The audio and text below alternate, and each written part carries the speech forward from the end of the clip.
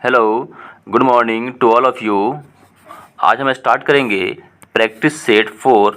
इसके पहले हमने 3 और प्रैक्टिस सेट करा दिया है जो बीपीएससी टीचर के लिए काफ़ी ज़्यादा महत्वपूर्ण है। जो आज का पहला प्रश्न है, निम्नलिखित में से कौन सी एक समिति ने नागरिकों के मूल कर्तव्य को 1976 ईस्वी में सम्मिलित करने की अनुशंसा की थी? तो इस सवाल का आपका सही जवाब होगा ऑप्शन नंबर बी, स्वर्ण सिंह समिति ने। 1976 ईस्वी में 42वां संविधान संशोधन हुआ था, जिसके फलस्वरूप 10 मौलिक कर्तव्यों को जोड़ा गया था। Question number 2, the tin drum किस नोबेल पुरस्कार विजेता की कृति है? इसका सही जवाब होगा option number B, Gunter Grass. Question number 3, April 2015 में भारत ने अपने परमाणु संयंत्रों यूरेनियम के लिए संधि निम्नलिखित में से किस देश के साथ की? तो इस सवाल का आपका सही जवाब होगा option number A, Canada. Question number 4, निम्नलिखित देशांतरों में कौन सी रेखा भारत की परमाणिक याम्योत्तर रेखा है?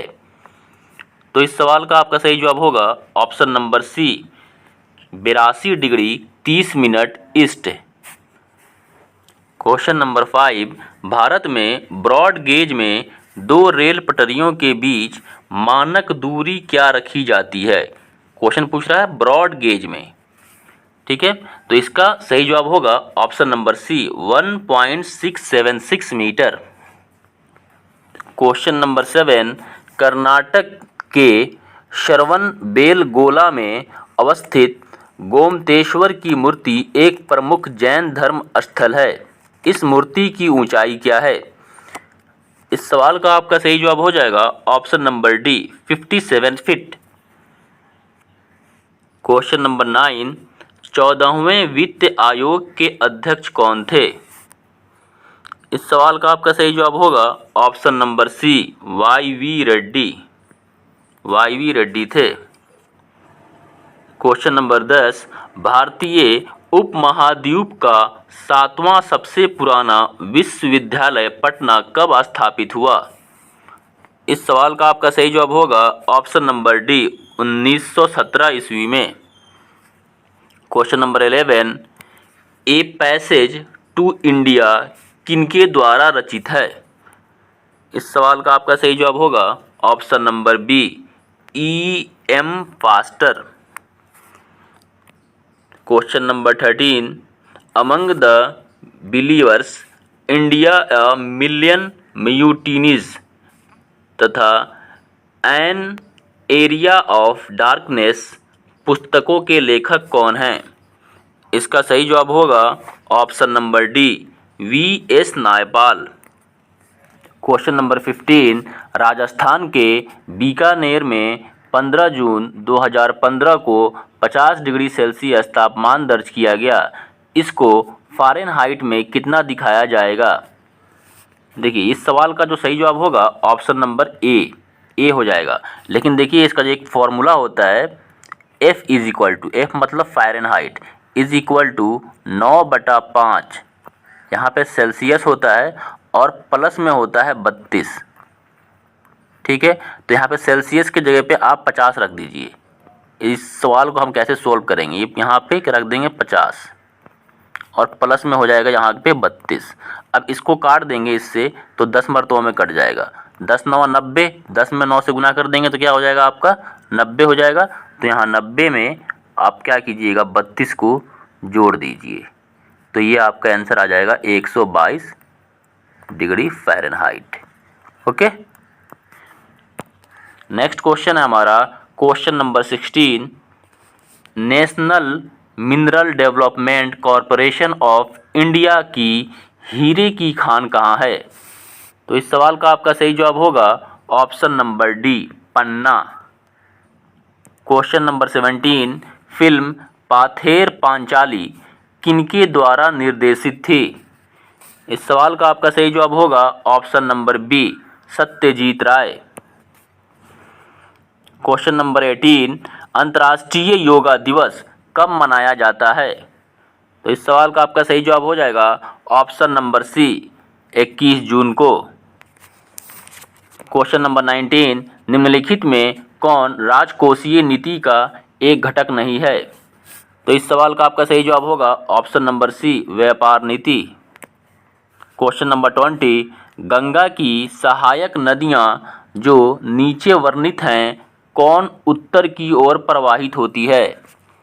तो इस सवाल का आपका सही जवाब होगा ऑप्शन नंबर सी, सोन नदी।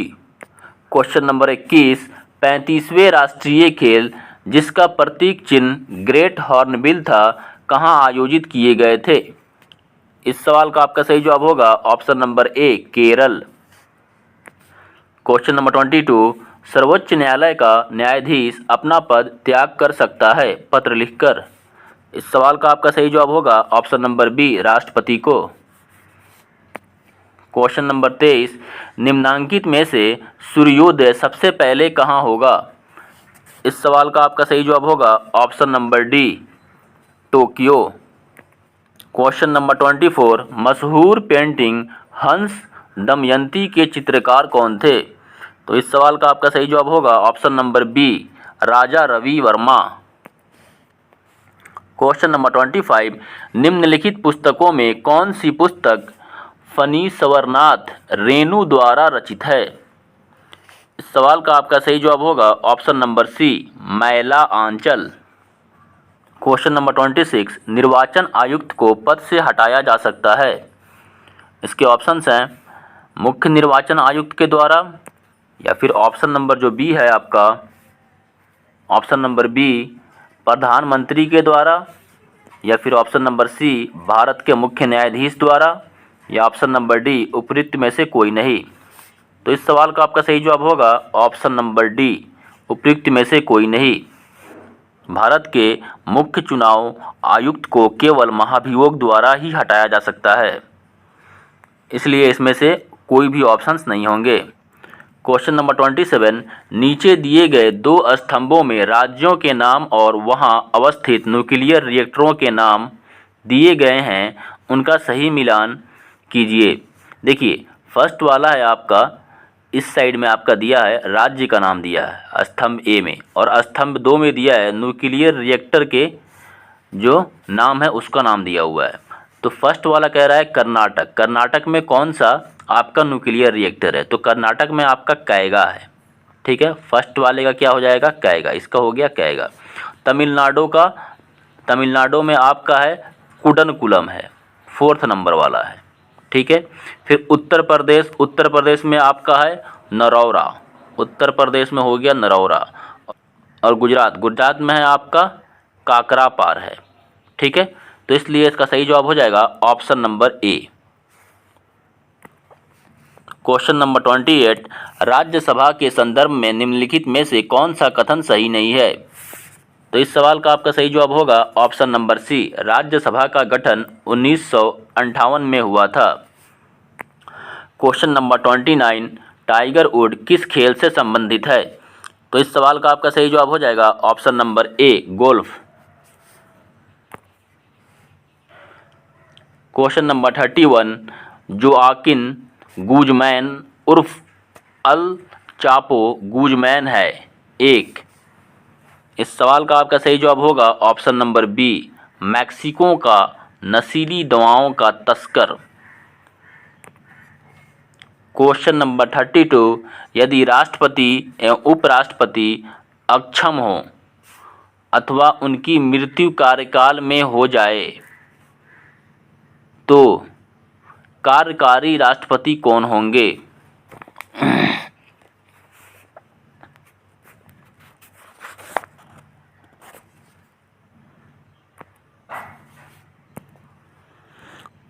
क्वेश्चन नंबर 32, यदि राष्ट्रपति एवं उपराष्ट्रपति अक्षम हो अथवा उनकी मृत्यु कार्यकाल में हो जाए तो कार्यकारी राष्ट्रपति कौन होंगे? तो इस सवाल का आपका सही जवाब होगा ऑप्शन नंबर बी, सर्वोच्च न्यायालय के मुख्य न्यायाधीश। मतलब इस क्वेश्चन में कह रहा है कि राष्ट्रपति भी नहीं रहे और उपराष्ट्रपति भी नहीं रहे, तो फिर एक्टिंग जो प्रेसिडेंट होगा वो कौन होगा? तो सर्वोच्च न्यायालय के न्यायाधीश जो होंगे वो एक्टिंग प्रेसिडेंट होंगे। क्वेश्चन नंबर 35, बोको हरम क्या है? इस सवाल का आपका सही जवाब होगा ऑप्शन नंबर डी, नाइजीरिया का एक आतंकवादी संगठन। क्वेश्चन नंबर 36, मरणोपरांत प्रथम भारत रत्न किन्हें दिया गया?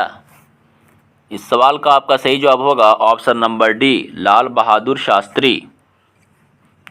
क्वेश्चन नंबर 37, भारत में प्रथम न्यूक्लियर विस्फोट 1974 ईस्वी में कहाँ किया गया था? इस सवाल का आपका सही जवाब हो जाएगा option number B, Pokhran. Question number 38, निम्नलिखित नदियों में से किसका उद्गम भारत में नहीं है? इस सवाल का सही जवाब होगा option number A, Sutlej. Question number 39, Bharat के सुप्रीम कोर्ट के संदर्भ में कौन सा कथन सही है? तो इस सवाल का आपका सही जवाब हो जाएगा ऑप्शन नंबर डी, इसका मूल अपीलीय और परामर्श संबंधी क्षेत्राधिकार है।